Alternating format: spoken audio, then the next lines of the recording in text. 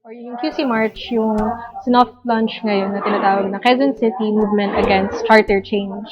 So, isa siyang initiative na sinimulan ng ilang mga basic masses organization, kagaya ng Sandigan ng Manggagawa ng Quezon City at ng Quezon City Urban Poor Coordinating Council. Since sila yung mga unang nakakita nung pag-iikot ng petisyon, nung People's Initiative na nagsasabi daw na may ayuda na makukuha kapag pinirmahan ito or bibigyan ng Ike sa tupad kapag pinirmahan ito.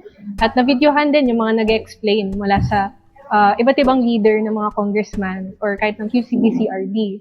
So, mula doon, nagpatawag sila ng itong assembly para i-unite lahat ng forces ng Quezon City, individuals, organizations, konseho, simbahan, individuals na tutol dun sa charter change. Dahil sa charter change, pwedeng maging 100% owned yung paghawak sa public utilities, sa ownership ng lupa, dun sa pag-rent ng lupa, at dun sa pag-explore ng ating mga likas na yaman.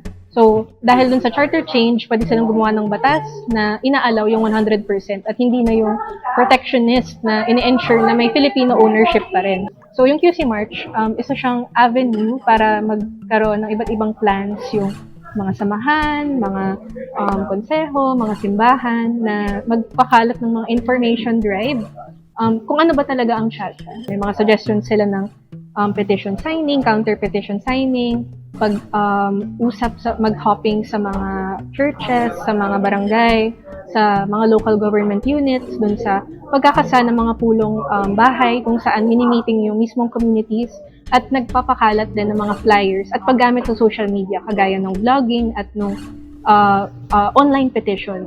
Kasi ang daming na-unite dito eh. So, yung QC March, yun yung kanyang ine-aim na palawakin yung unities sa mamamayan ng Quezon City para kumilos laban dito sa charter change at i-ensure yung democracy natin at yung sovereignty ng bansa natin.